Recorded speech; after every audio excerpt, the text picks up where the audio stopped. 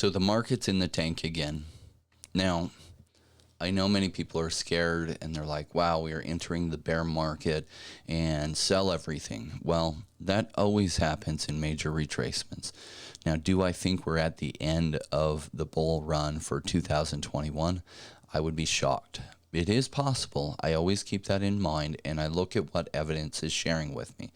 Now, a lot of what I think we saw in the early run-up earlier this year was partially through manipulation, and that the retracements we have seen are partially due to manipulation as well as the fear that that creates and the extra panic that brings it down much farther than it probably should go. And this is part of the FOMO and then fear of it going to zero cycle that's normal in human psychology. Do I wish that was the case? I don't know. It just is what it is. In my channel, I hope to educate as many people as possible so that they don't get burned by either fear of missing out or fear of it going to zero, because fear of missing out usually leads you to buy when it's the worst time to buy, and fear of going to zero usually leads you to sell when it's the worst time to sell. Now, being an investor, I understand that these things happen, and I make buys when other people have fear of it going to zero, and I sell when other people have fear of missing out, and that's led to some really good returns. Now, in this channel, I'm not amazing at YouTube in that I'm new to YouTube. I just created this channel about 6 months ago to share my thoughts with you. What I am, I guess, experienced in is being an investor, and I've been an investor for 20 years, and I've been in this market for 4 years. And I was around in 2017. Now, many of you might not have been around 2017. In 2017, there were any number of ICOs coming out all the time. And so I spent a lot of my time looking through the ICOs, reading white papers, and analyzing what are good up-and-coming projects. Now, because I believe we are actually still in the middle of a bull run and that we just had an early pump that over-pumped for how early we were, and now it's over-busting a little bit. Personally, I still believe we have plenty of room to run, or at least that's what I'm operating under. Now, I do give it a 10% chance that possibly we had our peak and it's only downhill from here for the next few years. I'd give a 90% chance by my own weight and for my own investment portfolio. This isn't financial advice to you. This is just 90% chance for my own investment portfolio. And that I think that we have a parabolic move ahead of us still before the bear market starts. So I'm operating under that. I'm also using some of the skills that I developed during 2017 and 2018 to analyze the projects that are up and coming to see which ones I'm interested in. One of the ones I'm most interested in is Audit Chain for a few reasons. Number one, I like this ecosystem that it's going to be operating in. It's actually a bigger part of DeFi than most people realize. When we think of DeFi, we think of staking or providing liquidity and getting returns for doing that, or loaning money and getting a return, or borrowing money and getting a return. Well, what if DeFi, or decentralized finance, somebody created an ecosystem where publicly traded companies, their financial statements could be audited automatically. Now, how would that ecosystem come together? So we have those three parts of blockchain where I think the technology will move first and it will be huge. And DeFi is one of the biggest parts of that. So Audit Chain itself is actually a decentralized accounting, reporting, audit, and analysis virtual machine. Essentially automates and provides proof of assurance on the world's financial and business information. So publicly traded companies release quarterly reports and annual reports, and what if those could be validated and audited automatically? Well, how would that come together? This essentially a virtual machine, it provides a few things. Number one, accountants can spend their time creating the logic that powers this rather than spending weeks and months actually physically auditing the books of these companies. So essentially they could create components within this virtual machine, or we're going to call them NFTs, non-fungible tokens, because they're not like a image NFT or anything, but what they are is a piece of code wrapped in an NFT that can audit these financial statements. And they get paid every time their NFT is used to audit a financial statement. Now, also, there's a second part of this that a validator can look at this essentially and audit the logic behind this. Now, this validator also gets paid every time that NFT is used. So there's two parts of it. Person who writes it and makes it, as well as the person who validates it that it's supposed to do what it's supposed to do. And every time that gets used, they get paid through audit tokens on its use. So you don't even have to be an accountant to create these NFTs, but you must understand accounting logic to create ones that people will want to use.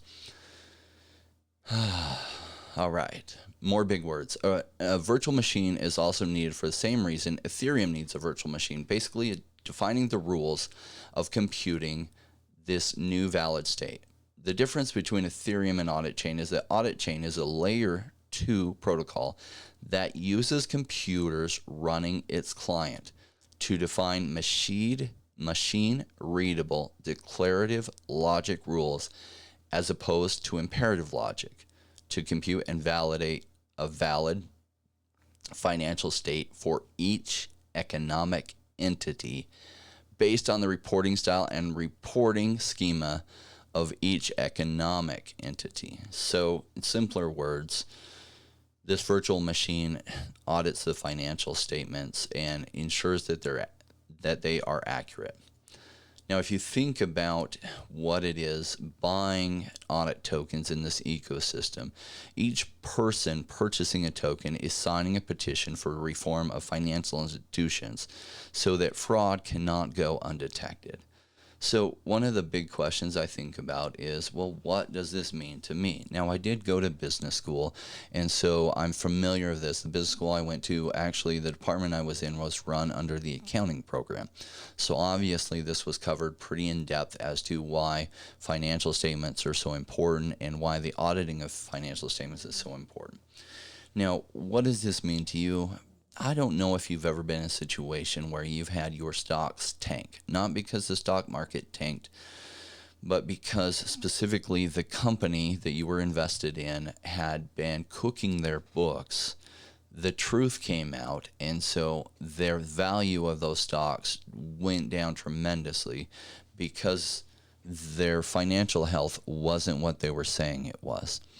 And it was the job of the auditors to catch this, and either it was hidden from them and they did not ask tough enough questions to catch it, or they were part of the problem. And this happened a lot during basically 2000, 2001, after a massive run-up in the stock market. Part of that run-up was created by many companies overstating their financial health in ways that the auditors either didn't catch, or the auditors were actually part of hiding the true financial health. So it is a big deal. In fact, let me share with you my screen.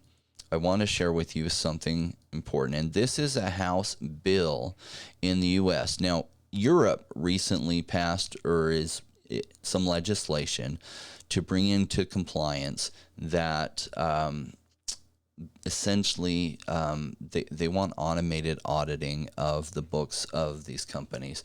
And there are a lot of companies in Europe that are scrambling to get compliant with the new regulations.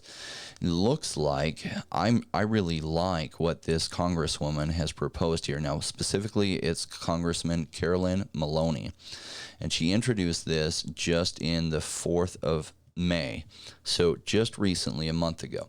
And this is to amend securities, commodities, and banking laws to make the information reported to financial regulatory agencies electronically searchable, to further enable the development of RegTech and Artificial Intelligence applications, to put the United States on a path towards building a comprehensive standard business reporting program to ultimately harmonize and reduce the private sector's regulatory compliance burden while enhancing transparency and accountability for other purposes.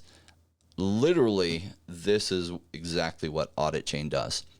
Do you see how exciting this is? I know I've been talking in deep financial language, and some of these words are very big words that aren't used in your everyday life unless you specifically are a CFO or you specifically work in the accounting department of a publicly traded company that has to produce financial reports. But essentially, this bill, if it goes through, by Democrat Carolyn Maloney in New York. Really excited about this because, this will help the U.S. keep up to date, because why aren't we using artificial intelligence and logic to audit rather than the antiquated system of sending a bunch of accountants over for weeks, sometimes months on end to audit? So it's really expensive for companies to go through that. And why can't we automate it? It would be a lot cheaper for the company. And it'll create an incentive for some of these auditors to be part of creating the code behind this. And so it just reduces the financial burdens of producing these statements, as well as the likelihood of increasing much better accuracy on their financial health. So I did want to share with you some of the stuff. Now, this is, if you go to docs.auditchain.finance, you can get to this document, and it's got some really good summaries here. But specifically, I'm going to go to something. This is what the company shared with me. Now, after I did my last video, I did speak with Jason Meyers, who is essentially the creator of Audit Chain and the initiator, and we had several long talks, and it's very helpful and really helping me get a full picture of this. And he liked the video I had done and offered to give me some tokens for staking and participating in the staking that will come soon, which is great because I plan to buy some tokens anyway, and I'll probably just buy more. But that was great of him to do. Anyway, he wanted me to do a video on walking through the staking, which I'll do as it goes live. In the meantime, I want to share with you more on essentially why. I mean, obviously that House bill kind of tells you why I'm excited about Audit Chain, because obviously the regulators are thinking about this too and trying to push legislation to go this direction. But secondly, why I like the company in general. Now, they do have a white paper, and you can get it at auditchain.finance/whitepaper-v1.pdf, and you can join their Discord and Twitter. Let's share with you, this is some of the gold I want to share with you. Now, there will be a private sale, which is nice that they're going to be running it themselves. And it's nice because a lot of the private sales are run through launch pads. And some of these launch pads are great, but the downside of launch pads is you often have to hold a lot of their tokens in order to get any size of allocation. So they will be running it themselves. Now, unfortunately, they still can't sell to companies that are disallowed. So US, my guess is China and some other ones. But if you're not in those countries, you'll be able to participate. And, there's probably a longer list of countries, but those are the bigger ones. I don't have the details on specifically which ones are excluded. But here you can see that they will be selling their first batch of 5 million audit tokens at 10 cents, and a second round at 12.5 cents, and a third round at 15 cents. So now when these launch, do note that there are lockups. I do think you get 25% of your tokens unlocked at the token generation event, and that you will, or they call it TGE, but after the pre-sale, I think 25% will get unlocked, and there will be some kind of vesting for the rest. Now, there we go, 25% released immediately, remaining vests equally every day over a 1-year period after the sale. Very good setup. I like it when they do it rather than doing it every month, because what happens is on that 1 month, usually the price drops because a bunch of people get a bunch of their tokens and then they sell them or dump them immediately. And so then it creates these little price dips every month. Now, I don't mind the price dips. Sometimes when it's a token I'm interested in buying, I wait till those price dips and I buy. It's better for the financial health of the company themselves if they vest every day for a period. That way there's not these bigger price dips. Does that make sense? So I did want to give you a breakdown on the total number of tokens. There are 250 million total tokens, as you can see here. This is how it breaks it down. So the private sale, only 15 million will come out. They have a treasury with 70 million. Staking rewards, these are what we're going to be talking about more now in just a little bit. And then I will cover as staking, we have the deposit period where we can start staking. And that's where I'll specifically do a video showing you the staking, because I'm going to stake those tokens that I have. And if I pick up some more, which I likely will, I will put those in a different wallet, because I don't show that wallet. The wallet I'm going to show when we do that is just another one I created specific to this, because I do keep my information private. I'm sure you can understand. All right. So 30 million will go to acquisitions and early adopters. I don't know what that is. I couldn't find the star related to this. But 25 million, a little over 25 million to advisors, 25 million to team, 25 million to partnerships, bounties 12.5 million. That all makes sense to me. Looks like the team is going to have some of theirs unlocked, probably like when this goes live. Now, if you think about it, they have actually been working on this for 4 years. I first heard about this, I think, early 2018. And so this is probably the reward that some of them will get for all the time they put into there. Now, Audit Chain could have launched back then. They just felt they weren't quite ready, and they wanted to continue to get things ready. And so they waited all the way till 3 years later to launch, which I like, because their MVP will actually be coming out during the staking period, that you'll be earning some rewards. And then their full launch is planned for about 9 months later. So they've done significant development of this already. Now, I do recommend you watch the interview with Jason Meyers. Now, if you search on Google, and I will also put it below, this is CJ, who asked some tough questions. CJ is a great screener. I know him from years ago, back in the 2017, 2018. And he's Russian by background and lives in London. But yeah, Russians are very good lie detectors for whatever reason. And so I always watch his stuff. So I would check out this so you could get this interview with Jason Meyers and get the information from this. So I will have a link to this video in my video below. All right, let's go back to here. Let's go on. This is where we're going to talk about the staking. Now, I did cover some of this stuff in my previous video on Audit Chain. Essentially, there will be these different contract periods or staking periods. So staking, in order to participate in contract number 1, they will give us a deposit period. So they'll give us a notice, and they'll say, basically, the deposit period is beginning and it will end on this day. So you have to stake your tokens in this time period. And once you stake them, that's not what starts the clock. What starts the clock is the ending of this 15 days. And then at the end of that 15 days starts this 30-day clock that you have to leave your tokens staked for. Otherwise, you won't participate in the rewards of this pool. So you can withdraw them early. You'll just lose all your staking rewards. You won't pay any penalties as far as losing some of your audit tokens you have staked. You just won't get the rewards.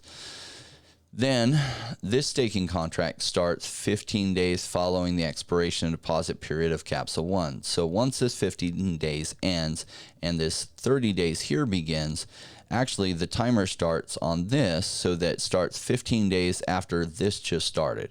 So you see there's actually zero ability to be in contract 1, get your tokens out and put them in contract 2.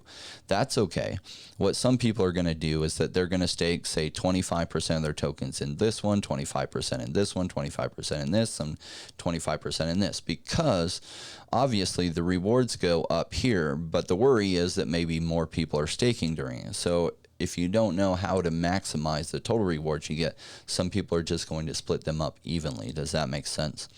Now, there is a small window that you probably can participate in, that you could possibly put your stake in time for this one. Once the 30 days ends, pull them out and possibly still have time to get in staking contract number 4. But there will also be a lot of other people doing that. So if you're not participating in contract number 2 and number 3, it could be that per audit token staked, your rewards are the biggest in these. Don't know how it will play out. All right. So that's my video on Audit Chain today. Again, I do suggest that you check out CJ's video with the interview here.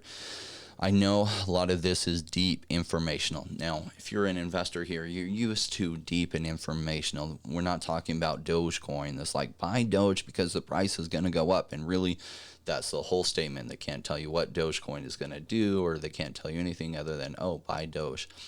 That's not the type of investing we do. That's more along the lines of gambling, which if I wanted to gamble, I'd just go to the casino and I'd put everything on black or red, the roulette table, or maybe I'd play 21, except I know nothing about counting cards. I don't actually like to gamble. I like to invest because what I like about investing is the more that you understand the dynamics going on behind the scenes can lead you to better investments. Solid investments can make you wealthy over time. But it is a skill. It's like a muscle that you have to work and develop. So I appreciate if you stayed all the way till here. If you stayed all the way till here, I want to tell you and just kind of reward you at what I'm looking at. Now, I do love private sales or pre-sales that you're able to get into. They're just so hard to get into these days. And so a lot of stuff just isn't available out there. If you're in the US, you have no availability to get into these. And so I want to share with you some of my thoughts on some good deals out there. Now, this isn't the first time I've talked about these, but what often happens, the way that things are lined up or the way incentives are lined up on a launch pad is that it's super compressed in that when a project launches, there's very few tokens available. So often the price on those tokens shoot up astronomically. But then a big retracement happens, and this big retracement leads to good pickups. And one of the projects that I'm really interested in is called Split, or their token is ShopX. And if you look at what's happened with their price, when they launched, it went all the way up to close to $5. It is now trading at 21 cents. So I just made a large pickup. Now, if you look at this, you see this nice rounded bottom here. This is where purchasing is pretty close to even with those selling. But what happens over time is you run out of sellers willing to sell at this price, and that's when the price starts to tick up. Now, when it starts to tick up, what often happens is you get this little W that forms. So it goes up and then it comes back down, as some people who had bought here or didn't want to sell at this price, but they see a little bit higher price, they then sell, and it brings the price down, usually to a higher low. And then this little W forms. At the back end of the W, there's usually a little hit hook where it then comes down one more time before then going parabolic.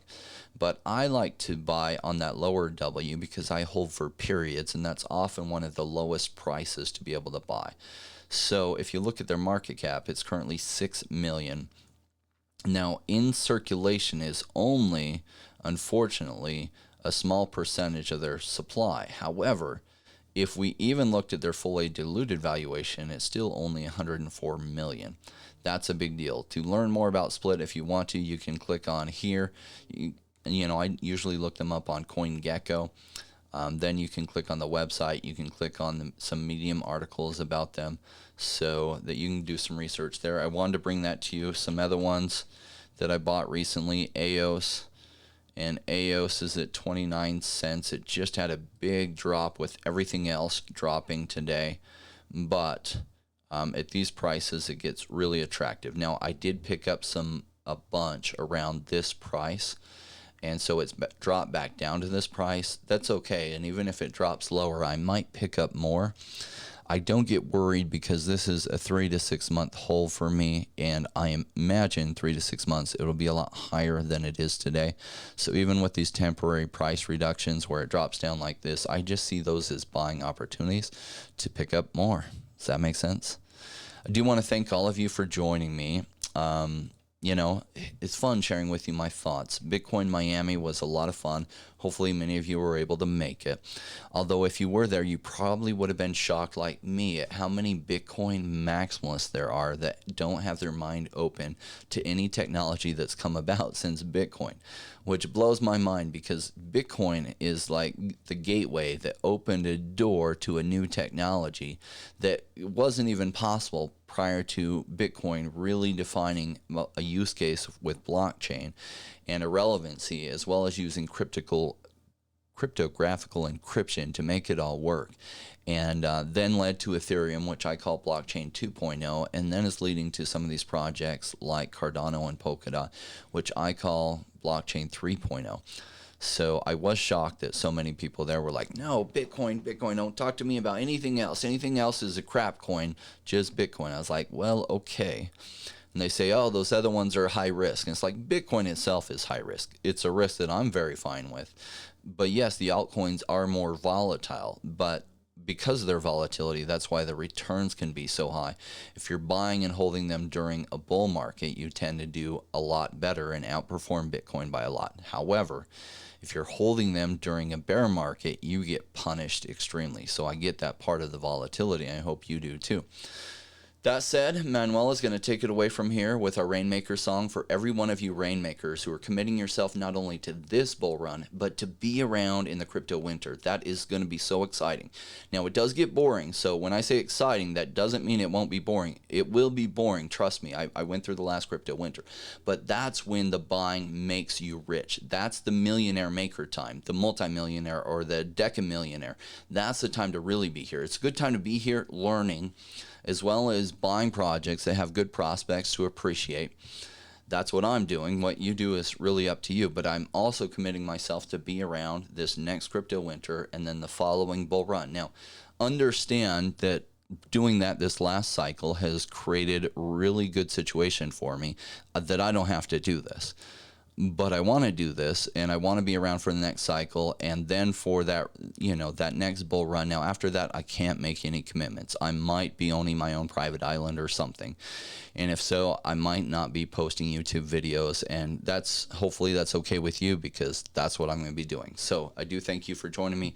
Become a Rainmaker. Like every one of my videos, help me grow this ecosystem so that we can inform more people how to think like investors. And with that said, we'll see you soon. Success is falling, flowing like rain. The timing's right, we're getting paid. Come on, Rainmakers, let's make this happen.